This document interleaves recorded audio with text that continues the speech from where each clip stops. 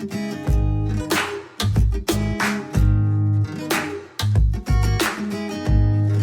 episode of Socially Democratic is presented to you by Dunn Street. Dunn Street partners with businesses, organisations, unions and social democratic parties across Australia and the globe to train leaders, develop engagement strategies and empower people to organise for change. And in 2020, Dunn Street will continue to work with folks who want to make a difference, inspire, give hope and enable leadership to achieve their shared purpose. To find out how you can partner with Dunn Street, hit us up at dunnstreet.com.au. Hello and welcome to another episode of Socially Democratic, your weekly centre-left political and cultural podcast that dive into the progressive issues of the day and the people leading them from home and abroad. On this week's episode, we are joined by Felicity Wade. And Felicity is the co-convenor of LEAN, which is the Labor Environment Action Network.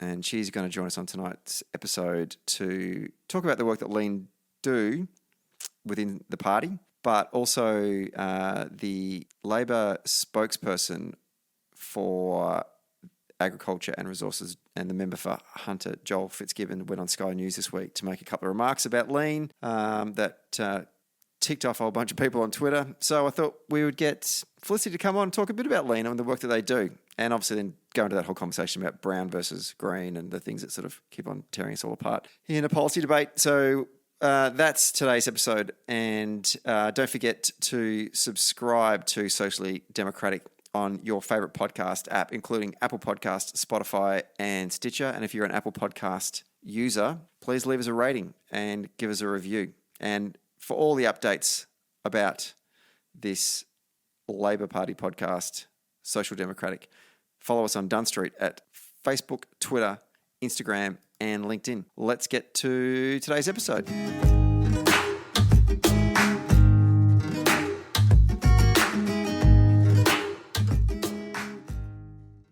We're taping this one on a Friday night in downtown Melbourne, and this week's special guest is the National Co-Convenor for the Labor Environment Action Network.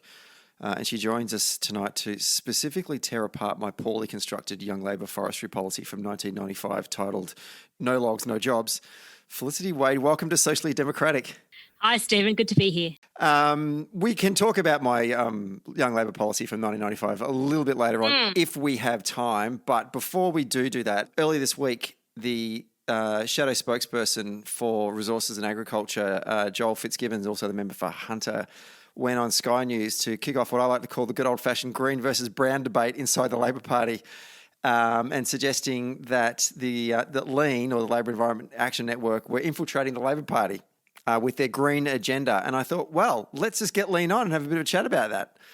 So, first of all, before we start talking about the remarks that Joel made on TV, for those listening who are unfamiliar with the work that LEAN does and its relationship within the party, over to you. Talk us a bit about LEAN.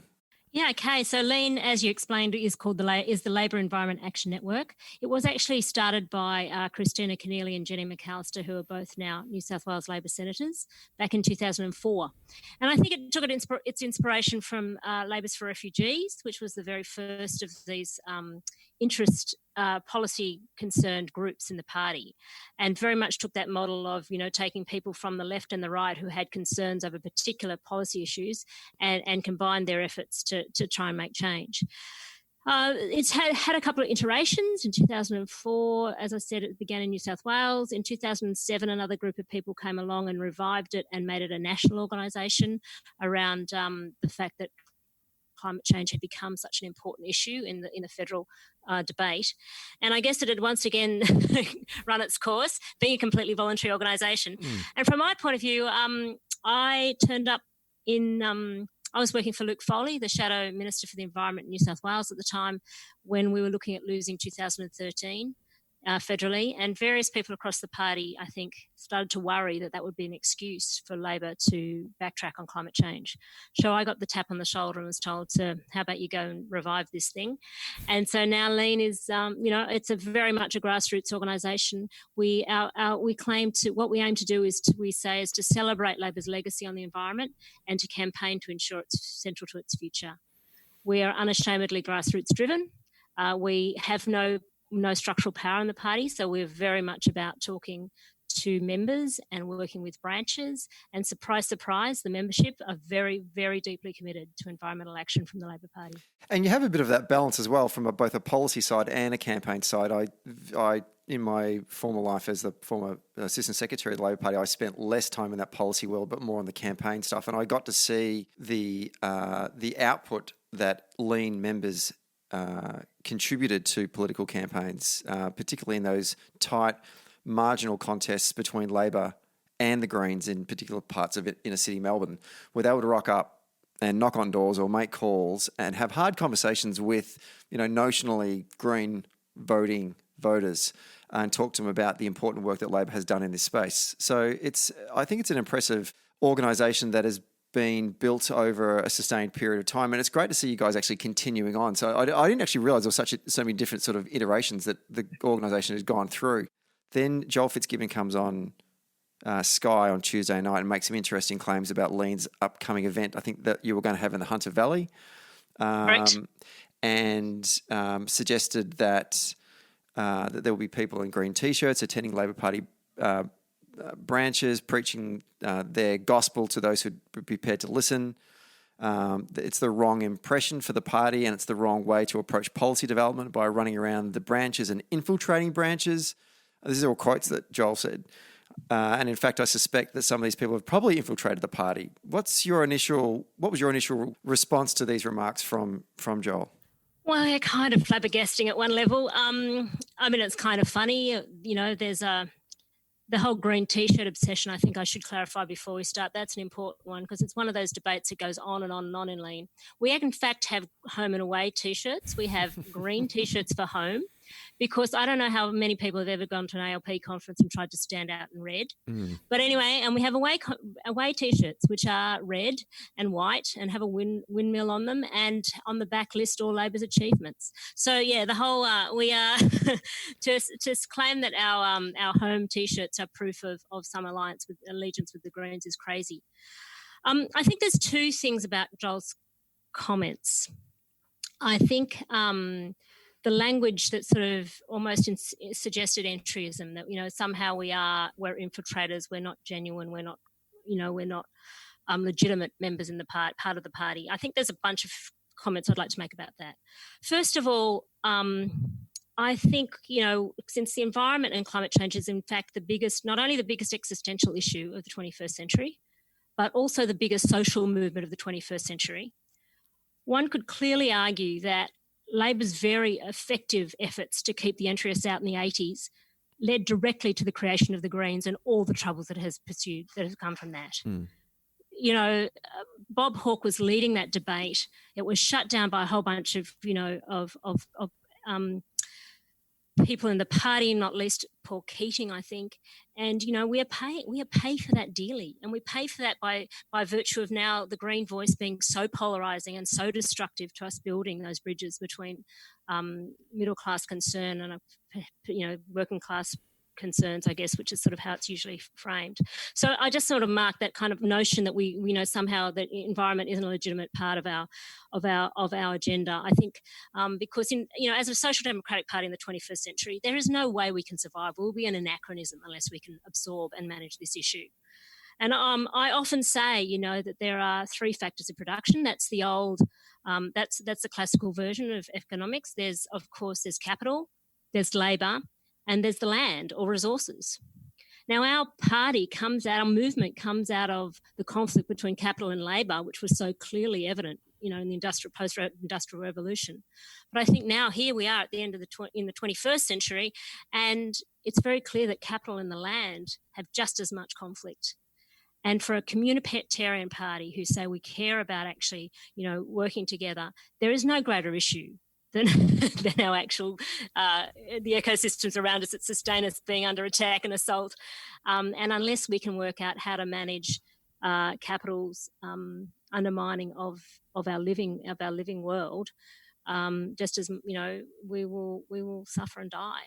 I noticed, obviously Joel's from the Hunter Valley and they're, it's a region I've actually never been to before, but I can only imagine what it would be like in the sense that they are so reliant on coal. I come from Gippsland, and that's the Latrobe Valley, and it's a very similar kind of experience. I think he must have. I'm assuming that he's got his back up because you guys were going up there to hold a forum in the Hunter Valley. What was your purpose behind holding that forum? What was Lean doing up there in the Hunter Valley in the first place? Well, Lean has we're modelled on the sort of structure of the party, and that our state branches are very important, but increasingly we have very local branches because, surprise, surprise, members are saying, here I am a member, I've got nothing to do, I really care about this issue, and you guys are going to help me organise to be a powerful voice in the party. And we have a Hunter Lean.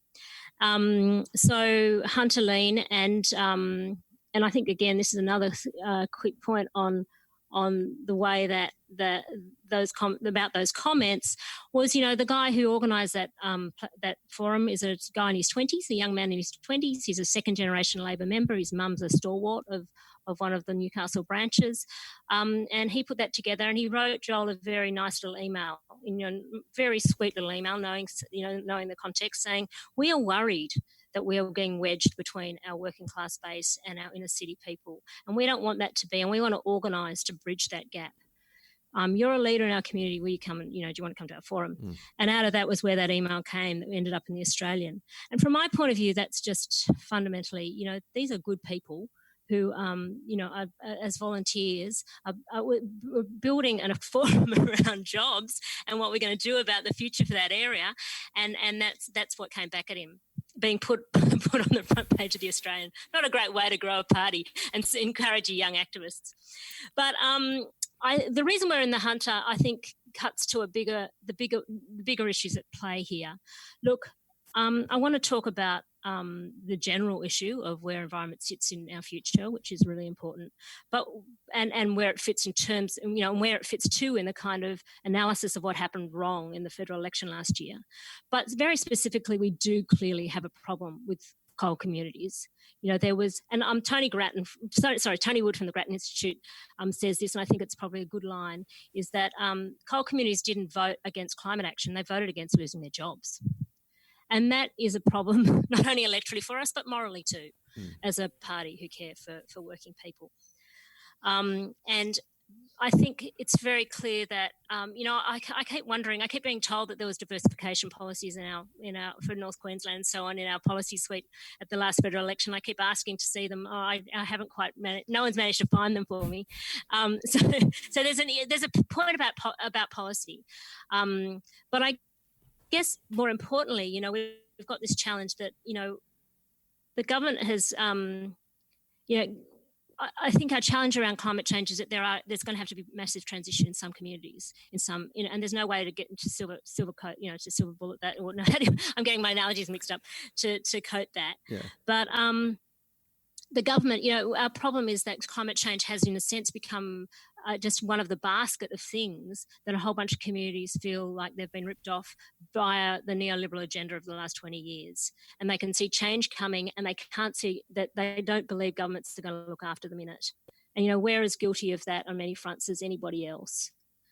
So we need to, we're sort of somehow saying, we're going to make this change. You've got to trust us somehow, because, not that we've done it very well in, over many, many years now. And right at the time when your trust in government is lower than it's ever been. So I think we have to, take very seriously how we're going to solve that problem. And it's not easy. So why was Lean in the Hunter? We're in the Hunter because the only way we can see to solve this for Labor is to go out and talk to communities. So Lean is working very hard on building coalitions with, particularly with the AMWU, and together we are going to be spending a lot of time in the Hunter and talking to people. I mean, there's a whole bunch of processes about transition going on in various contexts now, but it's our view that those most impacted aren't really being spoken to, and we can't really see a way out of this difficult problem, because it is a difficult problem. Without just going and actually spending a lot of time on the ground. So that's what we're trying to organise to do. I'm assuming the event that you're planning to hold has already happened, is that right? That's right. Yep. It's a great event. Well, exactly. So, I mean, when you talk about having those conversations, sometimes that can come off sound like a cliche. How are you actually organising those conversations? Like, what work is involved at a grassroots level to to reach out to people in those communities and gather information. And I'm assuming this is going towards helping you guys get a better sense about what kind of policies can be developed at a state and national level to work with these communities to deal with the problems that you've just articulated. Yeah, well, so that forum, which was held on Wednesday night, was a fantastic little forum. It was Steve Murphy, who is the newly announced National Secretary of the AMWU, the New South Wales State Climate Change and Environment Shadow Ministers, and she, the Environment Minister, Kate Washington, is actually a local to the Hunter as well. Tony Wood from Grattan Institute, and Dom from BZE, the Beyond Zero Emissions, who are really doing a lot of modelling around how to build new jobs. That forum was really aimed at Labor Party members, and we had about 100 people on the line, and just starting to talk through, is it really realistic, that we one day may be able to shift into steel? Is it, what does that mean in the immediate term? All of those questions, are the renewables actually going to be here? What are we going to do to get, jobs and conditions aren't very good in the renewable energy industry? All of those questions and conversations that we have to have. More broadly, however, I think there's more announcements to come, but the AMWU and Lean and a number of community groups and a number of other unions are all talking at the moment about building the capacity to go out and do the work I've alluded to on the ground in the Hunter, and really try and both understand and advocate for community interests in what's coming along the path inevitably, regardless. I thought it was interesting, one of the remarks that Joel said in that Sky News interview. He sort of claimed that there was actually didn't claim, because there actually is. There's a scare campaign by the coalition in which it's trying to pit Labor and the Greens as being too closely associated with one another. But then went on to say that he wanted to ensure that the Labor Party is a broad church. But I infer from those remarks, and I don't want to put words into what he was saying, but I get a sense from him what he's saying is that we want to be a broad church, but there isn't any place for environmentalism within that Labor Party broad church. Is that what you drew from those? Is that are we on the same page with this one? Yeah, it's confusing, isn't it? I actually had a quick look at the Australian electoral study this afternoon, which is the longitudinal study that the ANU do every federal election, and look at why people voted and what they voted about. I think there's a first important point just about the broad church. It's really interesting when you look at who votes for us as opposed to who votes for Labor and what issues concern them. We have a problem. We have to be a broad church. We don't win government unless we're a broad church. 3/4 of coalition voters said economy is their most important voting issue. With Labor, it splits 4 ways. 30% say health is, 29% say environment is, 25% say economy is, and 13% say education is. We know those lessons. We know that Gough Whitlam broke through those years in the wilderness by virtue of building the coalition of, middle class concern and, suburban aspiration, as well as traditional blue collar workers who are Labor's base. And unless we can work out what that means in the 21st century, we're stuffed.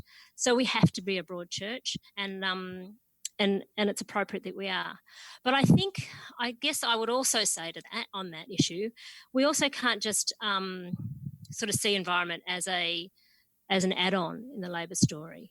That what the electoral study says, and this is what makes me so upset about those comments and the sort of attack that's coming from parts of the party on the environment agenda, is it's a total misreading of actually why we lost last year.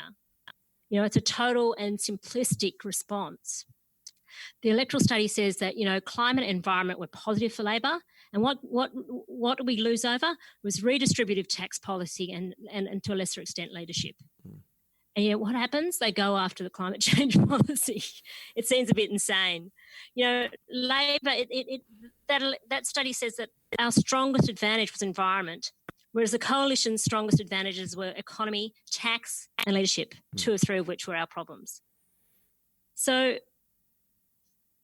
and and it goes on, that report. It's quite amazing, that we actually won votes on the environment, whereas the coalition just won more votes on tax and leadership.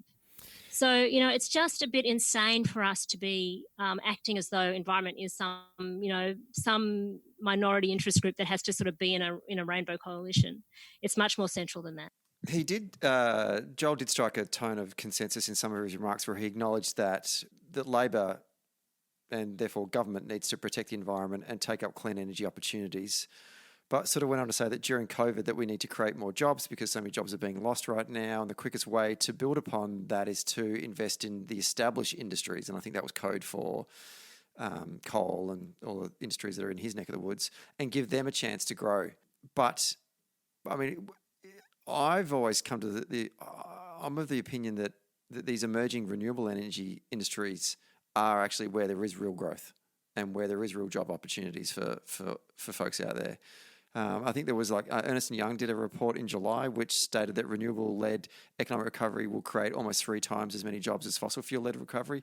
What are your thoughts on that? I mean, you're probably a bigger expert than this sort of stuff than I am. This is 20 minutes of me doing research. So what are your thoughts on that? Look, I mean, there's a mountain. There's actually you could get squashed by the storm of reports on what green, environmentally positive led recovery can do for us. Look, I think it's really important. There is a couple of points that are important in this. To retool our energy sector, there are a lot of jobs. We've got 10 years of jobs building out the solar and the wind we need to run a clean energy sector. It is true, however, that it doesn't take very many people to run a wind farm or a solar farm. And so in terms of the jobs challenge facing us, it's important that we recognise that if we have with the most wind and the most sun and the most land to exploit them in the world, we should be using that competitive advantage and cheap and plentiful energy to be building manufacturing back. One of the great points that Ross Garnaut makes in his book Superpower about what the opportunity is for us to re-establish manufacturing is that renewable power is actually much harder to export than fossil fuel power. You can put coal on a ship, you can't put sunshine on a ship. So therefore, it doesn't cost that much more to burn your coal in China as it does in Australia, but it's a lot more expensive it's much cheaper to burn your renewable energy power here than it is anywhere else. So that means all of a sudden things like aluminium or steel production or even energy intensive manufacturing should be able to. It's all those other things that competitive advantage allows. It's really where we're going to see the job growth. He mentioned in the report that there was some environmental protection and biodiversity interim report led by Professor Graham Samuel, and suggested that you guys had rejected that report. First of all, what was in that report? Who's doing the rejecting? What's going on there? So one of the campaigns that Lean was very active in the last few years was about environmental law reform. And once every 10 years, the big fat piece of national law that dictates national environment laws is statutorily reviewed. And this time the Morrison government has appointed, former ACCC chief Graham Samuel to do that report. That came out, the interim report was released about 2 weeks ago. Look, Lean worked very hard and actually had the support of 500 local sub-branches and other party entities to put a whole bunch of principles into the national platform to underpin our approach to environmental law reform. The problem at the moment is those laws, which were created in the Howard years by Robert Hill, don't protect the environment. They don't actually legally obligate anyone to actually, stop any environmental decline. And they are also incredibly cumbersome and confusing for business. So Samuel, I think, has recognised a whole bunch of those problems. He has very unequivocally said they are not fit for purpose. They are not stopping the decline that is actually now we're in real trouble with in Australia. We're still, hitting record levels of extinctions. We're the best in the world on mammal extinctions. We've cleared, since those laws came in to protect the environment, we've cleared 7 million hectares, the size of Tasmania, of critical habitat. We've got plastics, we've got air quality issues, we've clearly got water quality issues and so on and so forth. Samuels has come up with a bunch of a sort of an architecture for reform. On that, I think it's on each of the three kind of pieces of his reform, we have very clear principles in the platform to guide Labor on how we respond to that. No one is saying in a COVID world that we shouldn't be trying to expedite, make it efficient, make it work, make it, stop some of the ridiculous sort of slowness and duplication in the approvals process. But we can do both, because if we clarify the environment standards in the laws and we also create an EPA, which is Samuel's proposal, we can therefore have, well-managed, better administered laws that actually have criteria against which your development might be assessed, which works for the environment and for business. A recent article in The Guardian reported some international study by the University of Canberra that reveals that Australians are most likely to deny climate change. Is this true? This surprised me when I was told this. No, I'm struggling with that. I mean, as you know, the survey machine, the polling machine is a variable beast. Mm-hmm. Australia definitely, I think it's really only about 6 or 7% of denialists, but that's pretty standard across the Western world. Again, that electoral study I read today said 80% of people considered environment and how they voted, and 21% of people said it was their most important issue. So, look, I think the problem is we've got a divided community on it, and we have a right that is ruthlessly using it. As you know, in many Western countries, it's not an issue, a partisan issue, but both in the States and Australia, and to a lesser extent Canada, it is. I think the reliance on the resource industry is kind of part of that. It would be wrong to suggest it wasn't. But I also think we have failed. Our political elites have failed to build a middle road. And, people like us have failed to not allow vulnerable communities to be vulnerable to the right's bullshit. In essence, is that why climate change has become the third rail of Australian politics? Well, certainly from a left-wing side, we do not want to. I just get a sense that nobody wants to touch it. Every time it comes up in a conversation, it's like, I don't want to go there. Yeah, look, climate change has been, we've suffered, we've been punished on climate change. It's tough, and I'm not pretending it's not tough, but all I'm saying is we have to be better than that. We don't have a choice when, we're looking at a 2-degree warming scenario, when we've got droughts, when we've got fires and all the rest of that. And look, I think, we're not helped by those around us. We're not helped by campaigns that, feed into culture wars. We could go back to our discussion about the forestry debate, which we're probably on very opposite sides of. But, I saw that debate. I was part of that debate over many, many years. That was a big issue in Australia for 10 or 15 years. And it was a culture war. It was, greenies versus loggers. And, from my perspective, the greenies always lost. How did it get resolved in Tasmania? It's when unions, industry and environmentalists sat down and sorted it out. And I get very angry now when I sort of see those lessons which the environment movement should have learnt being repeated in campaigns like the Adani campaign. And now it's even worse than that, because they've got a whole political party that it's for whom it's totally in their political interests to make that cultural war intensify, to be the opposite and equal voice of Matt Canavan. And we get kind of scrammed in the middle. So, yeah, it's a shit sandwich for us, but we have to work out how to manage it, because we can't look after Australians into the future. We can't be legitimate. We can't really claim we're about protecting equality and a good life for all unless we can deal with this incredibly important issue.